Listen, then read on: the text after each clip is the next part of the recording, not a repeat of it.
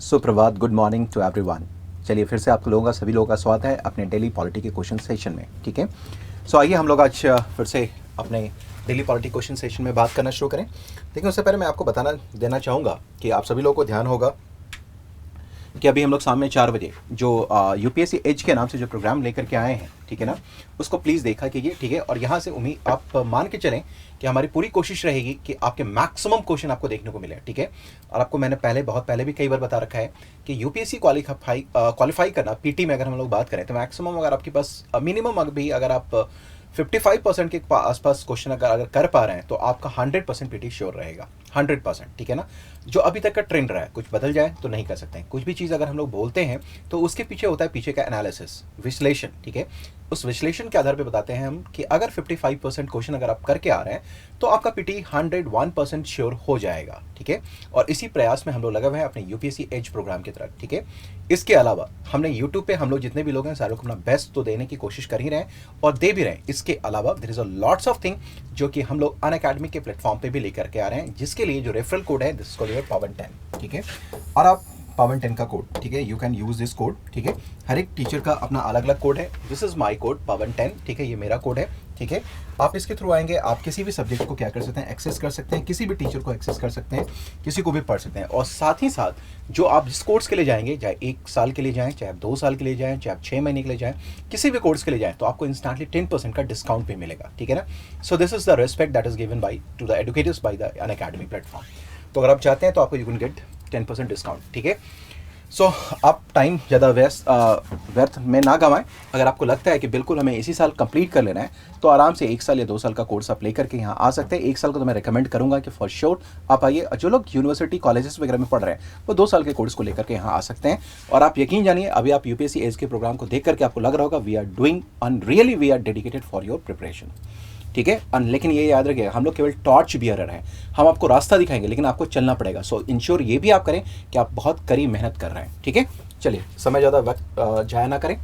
आ जाइए, ये मेरा टेलीग्राम ग्रुप है, आप इसको ज्वाइन कर सकते हैं। ठीक है, अगर कोई क्वेरी हो तो आप मुझे मेरे मेल आईडी पे भी डाल सकते हैं। ठीक है, मेरा मेल आईडी आप लोग जानते ही हैं, फिर भी मैं बता दूं कि ये है। लेकिन जब कोई क्वेरी हो तभी आप डालिए। ठीक है ना, वो जो जेन्यून क्वेरीज हों। सॉरी,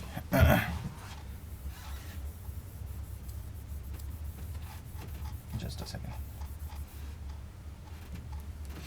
ऑफिशियल मेल है ये pavan.kumar@wifi-study.com। ठीक है, आप इस पर कर सकते हैं, यू कैन गिव मी। चलिए आ जाइए नेक्स्ट। आइए पहला प्रश्न देख लेते हैं हम लोग, क्या है हमारे पास। आज भी मैं आप लोगों को एक्सप्लेन नहीं करूंगा, अभी 3-4 दिन मैं ऐसे ही लेके चलूंगा आपको, ताकि देखिए कि आपकी तैयारी कितनी है। विदाउट एक्सप्लेनेशन आप चीज़ों को याद कर पा रहे हैं नहीं कर पा रहे हैं। So consider following statements. पहला है liberty means the absence of restraints on the activities of individuals and at the same time providing opportunities for the development of individual personalities. दूसरा है equality means the absence of special privileges to any sections of the society and the provisions of adequate opportunities for all individuals without any discrimination. Hindi में liberty यानी स्वतंत्रता का अर्थ है व्यक्तियों की गतिविधियों पर प्रतिबंधों की अनुपस्थिति और साथ ही व्यक्तित्व के विकास के अवसर प्रदान करना। दूसरा, समानता का अर्थ है समाज के किसी भी वर्ग के लिए विशेषाधिकार का अभाव और बिना किसी भेदभाव के सभी व्यक्तियों के लिए पर्याप्त अवसरों का प्रावधान। ठीक है, दोनों वक्तव्य को आप लोगों ने देख लिया। अब आ जाइए, देखिए क्या है। Which of the statements given above is और आर करेक्ट। ठीक है, only 1, only 2, both 1 and 2, neither 1 nor 2। आपको लिए चलते हैं पीछे आपकी सुविधा के लिए। ठीक है, ठीक है, मैं उम्मीद कर रहा हूं कि आप इसको देख पा रहे होंगे, कर पा रहे होंगे। So definitely this is your answer. दोनों स्टेटमेंट बिल्कुल सत्य हैं। ठीक है, आप देख लीजिए, मैं एक्सप्लेन नहीं करूंगा आज भी। ठीक है, ताकि आप देखिए। ठीक है, बिल्कुल सिंपल से आप रिकॉल कर पा रहे होंगे सारी चीज़ों को। चलिए आइए, दूसरा प्रश्न हम लोग देखते हैं क्या है हमारे पास। देखिए साहब, consider following statements. Preamble is the source of power to legislature. ये भी सिंपल से स्टेटमेंट मैंने अभी भी पढ़ाया यूपीएससी पे आप लोगों को। दूसरा, preamble is a part of the constitution. तीसरा, preamble has been amended only once so far. ठीक है, हिंदी में देखते हैं। निम्नलिखित कथनों पर विचार कीजिए। प्रस्तावना विधायिका के लिए शक्ति का एक स्रोत है। दूसरा, प्रस्तावना गठन का हिस्सा है।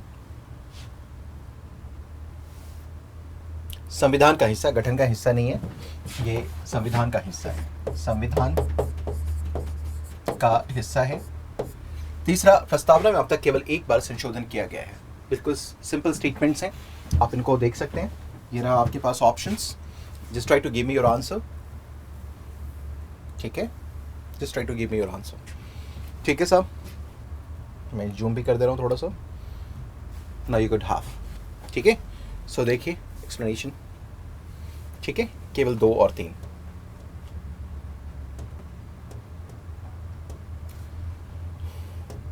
ठीक है, किसी का सोर्स का पावर, खैर मैं बोलूँगा नहीं, ठीक है ना।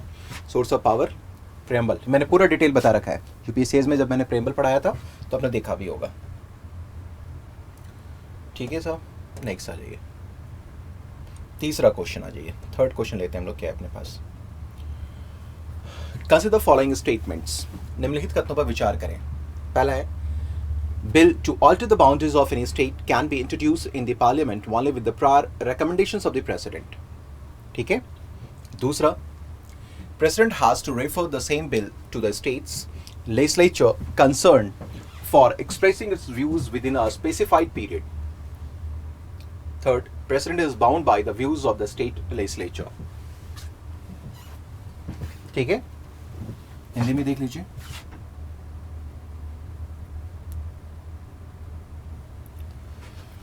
निम्नलिखित कथनों पर विचार कीजिए। किसी भी राज्य की सीमाओं को बदलने का विधेयक संसद में राष्ट्रपति की पूर्व सिफारिश के साथ ही पेश किया जा सकता है। दूसरा, राष्ट्रपति को एक निर्दिष्ट अवधि के भीतर अपने विचार व्यक्त करने के लिए संबंधित राज्य विधानमंडल को उसी विधेयक का उल्लेख करना होगा। तीसरा, राष्ट्रपति राज्य की विधायिका के विचारों से बंधे होते हैं। ठीक है, हो गया। चलिए आ जाइए।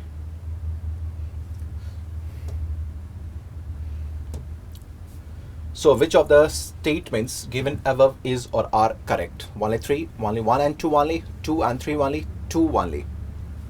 ठीक है, ऊपर दिए कथनों में से कौन सा सही है? केवल 3, 1 और 2 दोनों, केवल 2 और 3, केवल 2। ठीक है, सो पीछे वापस लिए चलते हैं, आप लोग देख लीजिए। ये भी मैंने आप लोगों को पढ़ा रखा है, बता भी रखा है, तो मुझे बताने की ज़्यादा ज़रूरत है नहीं। सो आंसर बट ऑब्वियस है, 1 and 2 only। ठीक है, आ जाइए। Next question is very important again.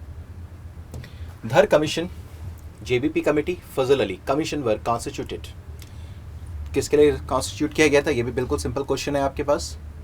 To resolve interstate water disputes, to resolve minority issue after independence, to withdraw the boundaries of the state, none of the above.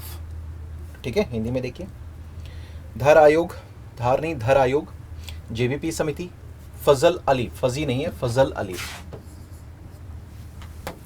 This is फजल अली, आयोग का गठन किया गया था अंतर्राज्यीय जल विवादों को हल करने के लिए, स्वतंत्रता के बाद अल्पसंख्यकों के मुद्दे को हल करने के लिए, राज्य की सीमाओं को फिर से परिभाषित करने के लिए। इनमें से कोई भी नहीं।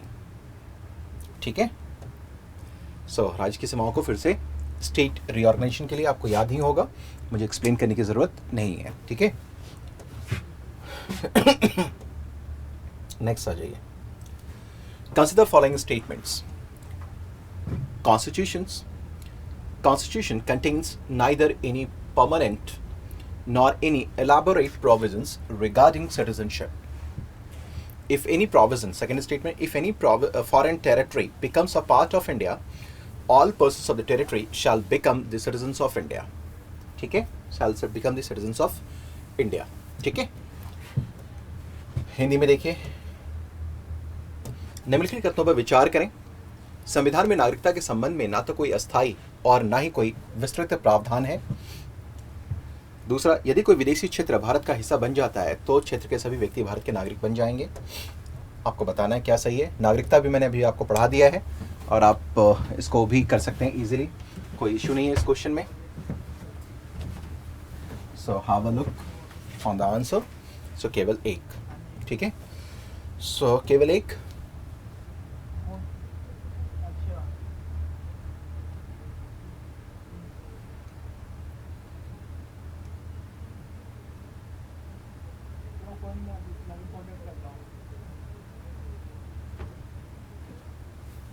यहाँ पर दोनों होगा आंसर, बोथ 1 and 2, ठीक है, by incorporation in territory into India, so it is not only this one we write also, ठीक है। चलिए, so once again this is your Pawan sir's, this is your sir's Telegram group, you could join this, ठीक है, आप चाहे तो इसको join कर सकते हैं। Then this is your Pawan sir's Unacademy subscription code Pawan 10, आप चाहें तो इस पर आ सकते हैं। तमाम सारी चीज़ें आप इंग्लिश और हिंदी दोनों में ही हैं, ठीक है, आप इसको ज्वाइन कर सकते हैं और अपने रिजल्ट को सुनिश्चित कर सकते हैं। हाउ टू परचेज में जहाँ रेफरल कोड डालना होगा वहाँ पर पवन 10 डालेंगे, ठीक है। थैंक यू वेरी मच, ठीक है। Again this is your Pawan sir's code, your sir's code, not Pavan sir's code, this is your sir's code, ठीक है। सो मिलते हैं फिर, till then bye bye, take care, have a happy Holi.